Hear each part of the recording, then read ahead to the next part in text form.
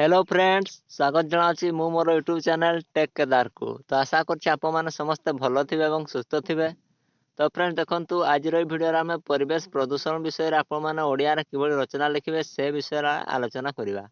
जदि आपण मानक परिवेश प्रदूषण विषय स्कूल रे किंबा कॉलेज रे ओडिया रचना लिखा कही था जदि आपण मैंने आज वीडियो टी शेष पर्यंत निश्चित भाव देखंतु जहाँद्वारा कि आपण मैंने रचना टी अति सहज लिखिपारे।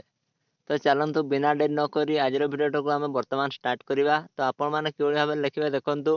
प्रथम आपण मैंने हेडिंग दे दिंतु उपक्रम और ता तले लिखु आम चारिपाख रही समस्त वस्तु को नहीं आम परिवेश गठित। यही परिवेश रु तीन मुख्य उपादान है माटी पवन और जल। एमान छाड़ी जीवजगत बंचा बहुत कष्टकर।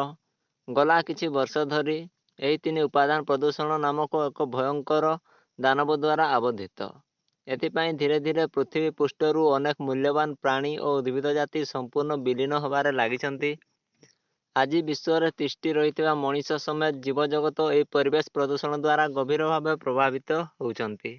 नेक्स्ट हेडिंग दे दियंतु प्रदूषण कौन एवं तातर लिखंतु प्रदूषण कहले आमे वायु जल और मृत्तिकार भौतिक तथा रासायनिक बा जैविक गठनर परिवर्तन को बुझी थाउ जहाँ जीवजगत पाई क्षतिकारक।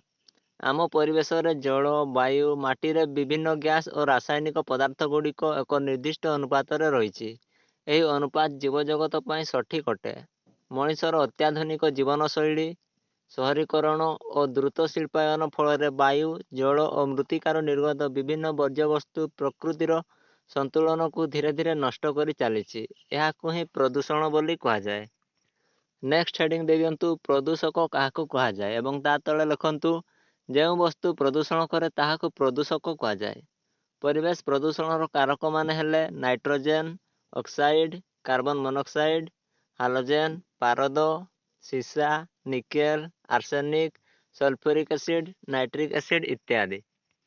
नेक्स्ट हेडिंग दे दिंतु प्रदूषकर उच्च और ता तले लिखंतु प्रदूषक मानक सेमानकर उच्च और रासायनिक गुणावली को नहीं विभिन्न भाग विभक्त करा जाय थाए यथा प्राकृतिक और कृत्रिम मृत्तिका क्षय ताबाग्नि आग्नेयगिरी उद्गीरण बैक्टेरिया मानक द्वारा घटुवा अपघटन जल तले जमुवा पंक इत्यादि प्राकृतिक प्रदूषण उच्च अटंती।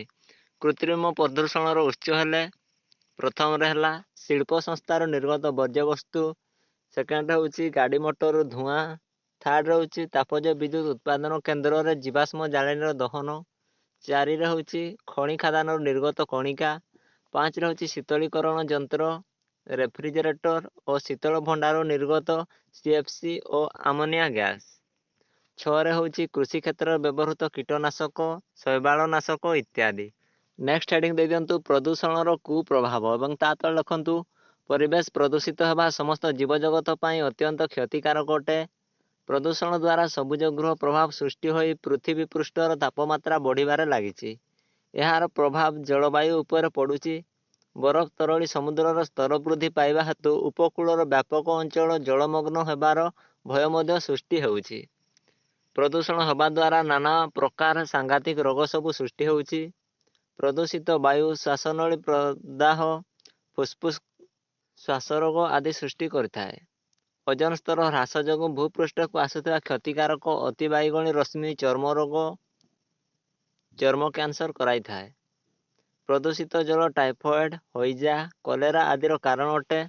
शब्द प्रदूषण स्मृति शक्ति ह्रास करता उच्च रक्तचाप आदिर कारण होता है।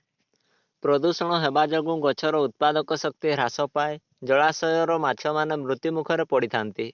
प्रदूषण हेतु होउथिबा अम्लवृष्टि कोठाघर पोल बाड़ रेल धारणा और प्राचीन कीर्तिराजीर क्षय साधन करिथाए। नेक्स्ट हेडिंग दे दिंतु प्रदूषण रोकबार उपाय और ता तले लिखंतु प्रदूषण परिमाण द्रुत गति में वृद्धि होगा जीवजगत पाई एक खोला आह्वान। प्रदूषण को रोकने तापज विद्युत केन्द्र बदल में सौरशक्ति वैद्युतिक केन्द्र स्थापन करा उचित। बस ट्रेन यातायात व्यवस्था को आरामदायक करा जाई पारिले कार स्कूटर और मोटरसाइकेल बहुल व्यवहार कमी पारिब। अधिक मात्रा सहरांचल मानकरे कानन बा जंगल सृष्टि करागले प्रदूषण मध्य किछि किछि कमी पारिब। नेक्स्ट हेडिंग दे दिंतु शेष कथा और ता तले लिखंतु आमे सबु जीवजगत परिवेशर मुख्य अंश अटू। ପରିବେଶକୁ ସ୍ୱଚ୍ଛ ଓ ପ୍ରଦୂଷଣ ମୁକ୍ତ ରଖିବା ଆମର କର୍ତ୍ତବ୍ୟ ଅଟେ। ଆଜିର ଶିଶୁ କାଲିର ନାଗରିକ।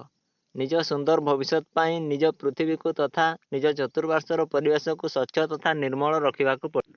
ତ ଫ୍ରେଣ୍ଡସ୍, ଏହା ଥିଲା ପରିବେଶ ପ୍ରଦୂଷଣ ବିଷୟରେ ଓଡ଼ିଆରେ ଏକ ରଚନା। ତ ଆଶା କରି ଆପଣମାନଙ୍କୁ ଏହି ରଚନାଟି ନିଶ୍ଚିତ ଭାବରେ ଭଲ ଲାଗିଥିବ। ଯଦି ଆପଣମାନଙ୍କୁ ଏହି ରଚନାଟି ଭଲ ଲାଗିଥାଏ ତାହେଲେ ଭିଡ଼ିଓ ଗୋଟେ ଲାଇକ୍ କରିଦେବେ ଏବଂ ଆପଣଙ୍କର ସବୁ ସାଙ୍ଗସାଥିମାନଙ୍କ ସହ ଭିଡ଼ିଓଟିକୁ ନିଶ୍ଚିତ ଭାବରେ ସେୟାର କରିଦେବେ। ଏବଂ ଯଦି ଆପଣମାନଙ୍କର ଏହି ରଚନା ବ୍ୟତୀତ ଅନ୍ୟ କୌଣସି ରଚନା ଦରକାର ହେଉଥାଏ ତାହେଲେ ଆପଣମାନେ ଏହି ଭିଡ଼ିଓର କମେଣ୍ଟ ସେକ୍ସନକୁ ଯିବେ ଏବଂ ସେଠାରେ ସେ ରଚନାଟିର ନେମ୍ଟି କମେଣ୍ଟ କରିଦେବେ। ମୁଁ ନେକ୍ସଟ ଭିଡ଼ିଓରେ ଆପଣମାନଙ୍କ ପାଇଁ ସେ ରଚନାଟି ନେଇକି ଆସିଯିବି। ତ ଦେଖା ହେବ ପରବର୍ତ୍ତୀ ଭିଡ଼ିଓରେ। ସେ ପର୍ଯ୍ୟନ୍ତ ରହିବା। ଜୟ ହିନ୍ଦ, ଜୟ ଭାରତ, ବନ୍ଦେ ମାତରମ୍।